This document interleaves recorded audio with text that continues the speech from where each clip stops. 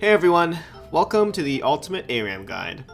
My name's Salty, and this is going to be a general guide to help you understand key ARAM concepts and improve your overall gameplay. And I know a lot of people play ARAM just to have fun and goof off, but regardless of how you're playing, I hope these tips will make you a stronger player. So some of the topics I'll be covering in this video are the pregame lobby, item builds, game tempo, team fighting, and some general tips. So let's just get right into it.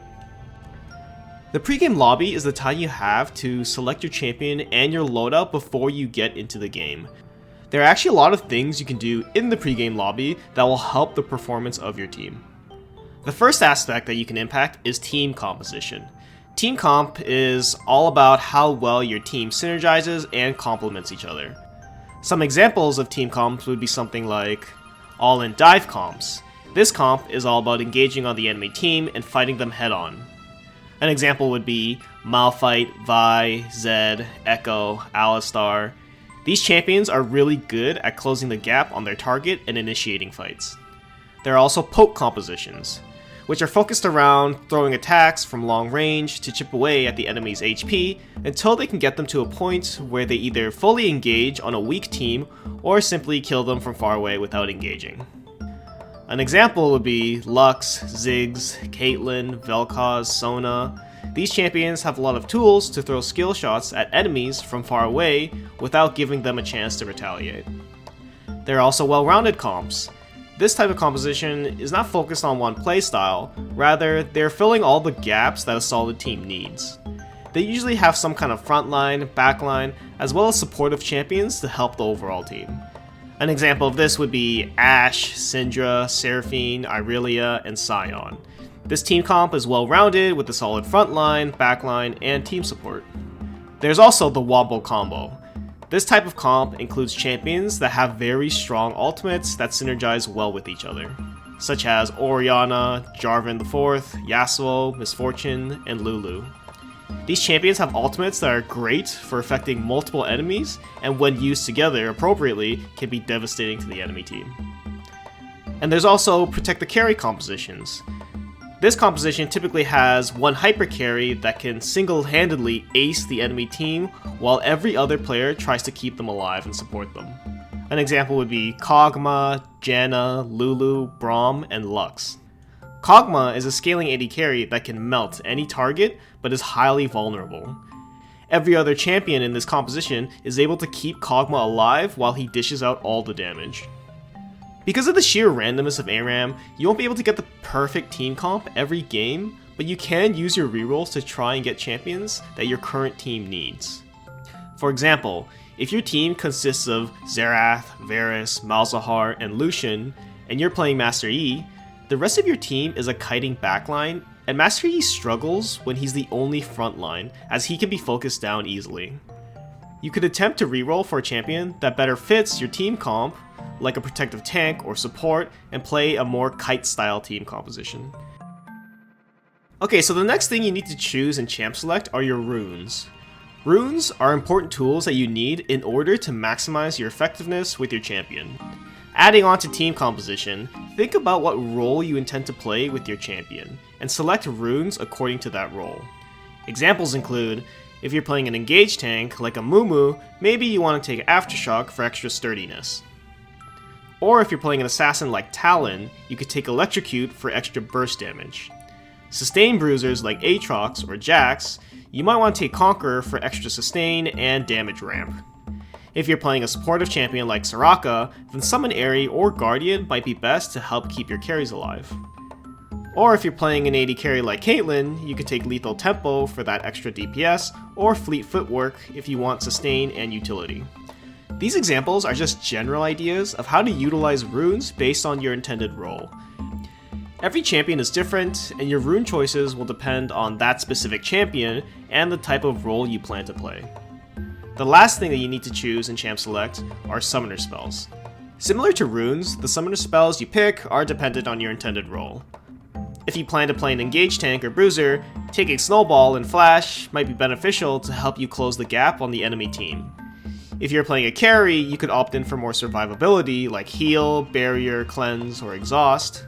In a general sense, you should pick summoner spells that will allow you to excel in what your job is during teamfights. The next topic is item builds. Your item build will usually be dependent on the enemy team. You want to focus on items that will allow you to perform your job better. Some examples include, if you're playing AP Xerath and they have a lot of tanks, you might want to opt in for a tank killing item like Liandry's Anguish instead of Luden's Tempest, which is a more classic item on Xerath. If you're playing an AP champion and the enemy team has a lot of burst or AD, buying Zhonya's would help mitigate that damage. Or if you're playing a tank that needs extra engage versus a poke composition, then you might want to buy Turbo Chem Tank to help you with that. In some extreme cases, you may want to build completely differently from your intended role because the alternative build is more beneficial than the classic one. For example, playing on-hit Lulu or on-hit TF if you don't have any sustained tank killing roles or lack attack damage. Building full AP Maokai if the enemy team has no consistent sustain. Even building full tank Rengar if your team needs extra time and disruption on their backline.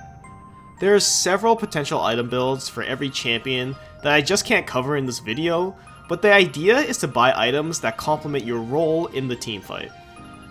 Riot has made it easier for players to select item builds based on the enemy champions, so this can help a lot of beginners out who don't know all the items yet. The more you experiment and learn different item builds, the stronger your build sense will become. Now let's talk about game tempo. Game tempo is all about keeping track of the state and momentum of a game. Your decisions will have different levels of impact as the game progresses. During the early game, your decisions aren't as impactful because everyone is too weak to close out the game, but making good decisions in the early game will give you small leads that carry over to the late game. And once you're in the late game, a single mistake could cost you the game. One thing you want to understand is dying in ARAM. Because there's no way to recall to buy and restore your HP and mana, you have to die in order to do those things. In the early to mid game, you should die when you feel like you need to spend your gold, or if you're constantly low on health and mana and find yourself not contributing to teamfights properly. Now when you die doesn't matter as much in the early game, but in the late game it matters significantly. Usually after teamfights, if you're unable to end the game and have no HP with no sustain available, you should suicide while the enemy team is dead, or you will cripple your team's next teamfight, which could potentially cost you the game. You have to be careful when you want to intentionally die in the late game because death timers are very high. If you die while the entire enemy team is up, they could force a 5v4 fight and end the game. Another thing you want to know is when to fight and when to play passively. There are some key moments where you want to start a fight or stay away from one, and this can be affected by both team compositions. Let's look at some examples of good times and bad times to start a team fight. One of the best moments to start a team fight is when you can engage in a fight where you outnumber the opponent in resources, either in total champions, number of ultimates available, and health and mana. If one or two of the players on the enemy team is dead, or have little to no HP and your whole team is alive, this would be an ideal moment to break out a fight. This also applies the other way around. Try to avoid fights when you are down in resources. Another great time to fight is if you have the opportunity to engage on a high priority target, like a fed AD carry. You also have to be wary of tower dives when you are severely outnumbered. A 4-man team can easily dive a single person. Another important resource to keep track of is ultimates. Keep track of key high-impact ultimates on your team before considering engaging in a fight, such as a Mumu ultimate, Kennen ultimate, or Malphite ultimate. This is important for team compositions with very strong ultimates but a weak pre-6. This kind of comp wants to play passively, trying to not die as much as possible until they can hit 6 and out-teamfight the enemy team. Teamfighting is the core of ARAM. It's what it's all about. Knowing how to teamfight all goes back to the idea of knowing what your role is. And remember, this all changes depending on the team compositions of both teams. Your focus might change depending on several factors, such as how strong certain champions are on either team, or the positioning of everyone in the game. It's a crazy dynamic when a teamfight breaks out and everyone is trying to kill each other. Let's take a look at some teamfighting examples and identify key roles in each fight. Here's a game where I was playing Vhagar as an AP burst mage. The enemy team had a heavy frontline, assassin, engage type composition, whereas my team was more backline oriented, but still relatively balanced with Volibear. The general goal for my team this game is to kite out the enemy and kill them before they can get on top of us. The goal for the enemy team was to get onto our key carries and kill them as fast as possible, as our poke is stronger than theirs. We begin the clip by seeing that Alistar engages on Lux. This is a great pick on Lux, but note that Shaco on the enemy team was dead, so this fight was engaged as a 4v5 right off the bat. If you take a look here, you can see Riven is utilizing the bushes to try and get on top of Ezreal, Gangplank, and I. Riven's job as a bruiser is to get on top of our carries and kill them. Alistar's job as an engage tank is to set up for his team. The 3 carries on our team's job is to stay alive and do as much damage as possible, so we run. In the meantime, Volibear's job is a Disruptor tank who is on top of their backline Syndra. Qiyana is an AD assassin and wants to kill our carries, but opted to assist Syndra with the Volibear. Alistar sets up for his Riven here, but unfortunately for them, I was able to flash and use my CC ability. We knew Riven was the immediate threat and killed her first before Alistar. Volibear also managed to kill Syndra in a 1v2 situation because Syndra was half HP when the fight started. We came out on top of this engage by killing 3 of them and losing 2 of our own team members, although they had an ideal engage on one of our backlines. You can see from this clip it displays examples of what everyone's role was, as well as some key concepts learned about when to engage fights. The first thing I want to emphasize here from what you just saw is bush control. Bush control is very important in ARAM. When you have control over a bush, you gain certain advantages that include keeping the enemy guessing of your position, forcing them to play more carefully. You're able to hide skill shots within the bush, making them less predictable and easier to land. Specific champions can utilize them to engage on unaware targets. Generally, it's a tank's job to face check and control bushes for your team, as they are the least susceptible to being killed quickly. The Riven in this game made perfect use of bush control, as she got many engages on our backline by hiding her presence within them. Here's another example of a teamfight. In this game, both teams had relatively balanced team compositions. Our team was more focused on protecting the backline, as our main source of damage was Ashe and myself on Echo. The fight starts off with Poppy engaging on their Set. This isn't the most ideal engage, as Set is a frontline tank. However, because he was so disconnected from his team, they couldn't follow up.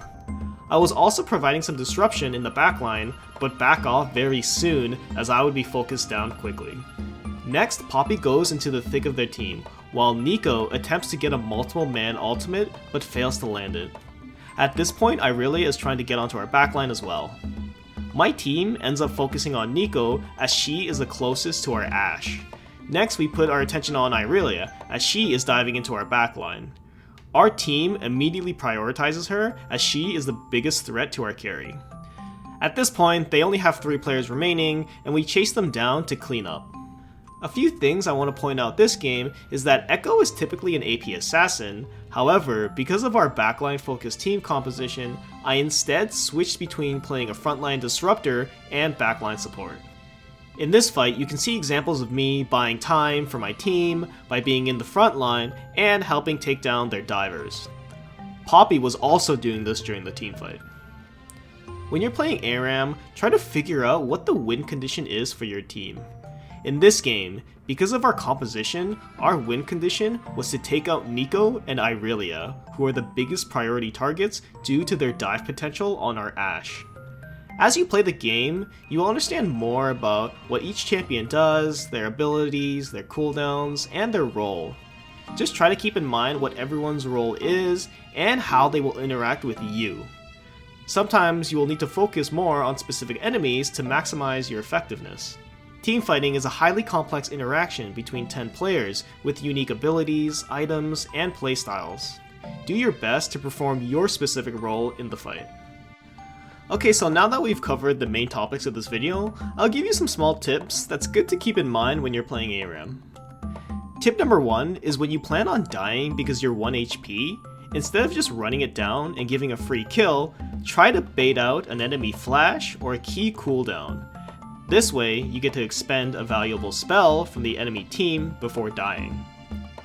Tip number 2 is, as tempting as it may seem, don't suicide for enemies with 1 HP, as what you're essentially doing is trading your full HP bar for their 1 HP, and it gives them a free reset, evening out the playing field. If you leave them at 1 HP, it will be much harder for them to teamfight because it would essentially be a 4v5 for them. Tip number 3 is, don't use flash to disengage a fight if you have no way of sustaining, as this puts you in a scenario of being low HP and making it difficult to win the next team fight. Now, I'm not saying this is the same thing as flashing backwards to reposition. If you need to flash away to dodge a key spell so that you can survive and contribute more to the fight, then do so. This is more of a scenario where if you're by yourself and the fight is lost and you just flash away to live. If you can't sustain, then you'll be near useless the next fight. Tip number 4 is help your low health team by letting them lifesteal or vamp off the creep wave if possible. And the final tip is to wait for grievous wounds to expire before getting health relics so you can maximize the HP gain. So to give a quick summary of all the topics we discussed today, increase your team's success by selecting appropriate champions, runes, and summoner spells to synergize with your team composition. Focus on a core item build that will help to perform your role based on the enemy and your own team composition. As the game progresses, die at key moments that won't disrupt your momentum, and pick smart fights based on the resources of each team. Play team fights by being aware of which key enemy roles interact with you directly, and figure out the win condition for your team.